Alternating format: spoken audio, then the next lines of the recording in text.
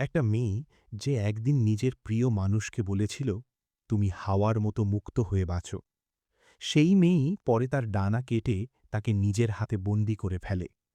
ভালোবাসা, বিশ্বাস আর বিশ্বাসঘাতকতার এই গল্পটাই আজ আমরা জানব। ভিডিওটি শুরু করার আগে ছোট্ট একটা অনুরোধ, ভিডিওটি ভালো লাগলে লাইক দিন, কমেন্ট করে আপনার মতামত জানান, আর এমন আরও গল্প পেতে চ্যানেলটি সাবস্ক্রাইব করে পাশে থাকুন। গল্পের শুরুতেই আমরা দেখি কঠোর এক স্বর্গীয় নিয়ম। এই জগতে আকাশলোকের শক্তিশালী দেব সত্তা আর চারদিকের আত্মিক জীবদের মধ্যে প্রেম একেবারেই নিষিদ্ধ। বিশেষ করে দক্ষিণের শক্তিশালী ওয়ানহুয়া উপত্যকায় এই নিয়মকে লোহার আইন হিসাবে মানা হয়। কিন্তু এই নিয়মকে মানতে চায় না জি ইউনহে। সে ভাগ্যের কাছে মাথা নত করতে রাজি নয়। তার মন চায় স্বাধীনতা। তার মনে গেঁথে আছে একটা কথা।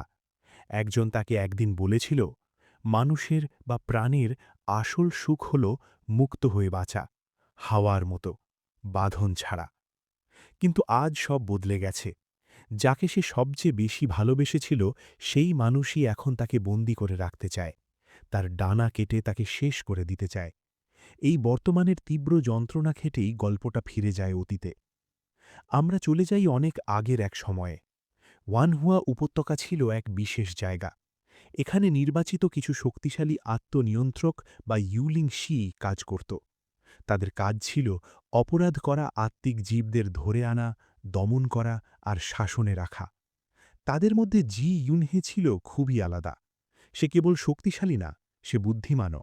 আর সবচেয়ে বড় কথা, সে অন্যদের মতো নিষ্ঠুর না। একদিন একটি আগুন পাখির ঘটনা সামনে আসে। সে পাখিটিকে ধরার অভিযান চলছিল। এই পাখিকে ধরার নির্দেশ ছিল, কারণ সে নাকি স্বর্গীয় নিয়ম ভেঙেছে। কিন্তু এই ঘটনার ভেতরেই দেখা যায় আর একটা গভীর আবেগ। এক মা পাখি নিজের শিশুকে হারানোর শোকে ভেঙে পড়েছে। সে একটি ছোট্ট পাখি শাবককে নিজের সন্তান ভেবে আঁকড়ে ধরে রেখেছে, কারণ সে নিজের সন্তানকে হারিয়েছে। তার বুকের শূন্যতা তাকে বাস্তব মানতে দিচ্ছে না। জি ইউনহে এখানে শক্তি দিয়ে নয়, অনুভূতি দিয়ে বিষয়টা বোঝে। সে তাকে আঘাত না করে তার ব্যথা বুঝতে চেষ্টা করে। সে জানে কোনো প্রাণী শুধু অপরাধী হয় না, অনেক সময় তার পেছনে থাকে অদেখা কষ্ট। এরপর জি ইউনহে তাকে সত্যিটা দেখায়। শিশুটি তার নিজের সন্তান নয়। তার আসল মেয়ে অনেক আগেই চলে গেছে। আর সেই মেয়ে ছোটবেলায় পাখি খুব ভালোবাসত। সে বলেছিল, পাখি যদি সত্যি সুখী হতে চায়, তবে তাকে আকাশে উড়তে দিতে হবে। বন্দি করে রাখলে ভালোবাসা হয় না। ভালোবাসা মানে মুক্তি দেওয়া। এই কথাগুলো মা পাখির হৃদয়ে গিয়ে লাগে। সে বুঝতে পারে সে নিজের শোককে আঁকড়ে ধরে আছে। যাকে সে ভালোবাসে তাকেই সে বেঁধে রাখছে। শেষ পর্যন্ত সে ছেড়ে দেয়।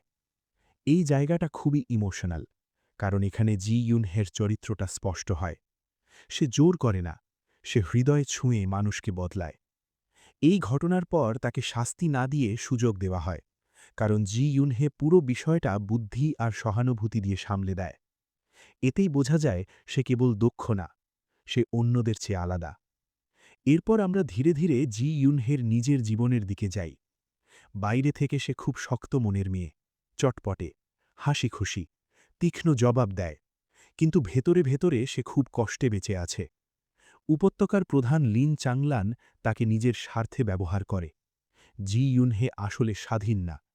তাকে দিয়ে কাজ করানো হয়, তাকে ব্যথা দেওয়া হয়, শরীরে এমন এক কষ্ট বয়ে বেড়াতে হয় যা মাঝে মাঝে তাকে ভেঙে দেয়। তবুও সে মুখে কিছু বোঝায় না। তার সবচেয়ে কাছের সঙ্গী হল লো লো। দুজনের সম্পর্ক খুব সুন্দর। তারা একসাথে বসে ভবিষ্যতের স্বপ্ন দেখে। কোথাও দূরে পালিয়ে যাবে, একটা নিজের জায়গা হবে। বিষে ভরা এই উপত্যকা ছেলে তারা বরফ পড়া কোনো শান্ত জায়গায় যাবে। ওই কথাগুলো ছোট, কিন্তু খুব মায়াময়। কারণ জি ইউনহের জীবনে স্বাধীনতার স্বপ্নটা সব সময় ছিল। সে মজা করে, হাসে, বন্ধুকে সাজতে বলে, ভবিষ্যতের কথা বলে। কিন্তু এগুলোর আড়ালে তার ভেতরের ক্লান্তি লুকোনো থাকে। তার জীবনটা যেন কাঁটার ওপর দাঁড়িয়ে থাকা এক ফুল।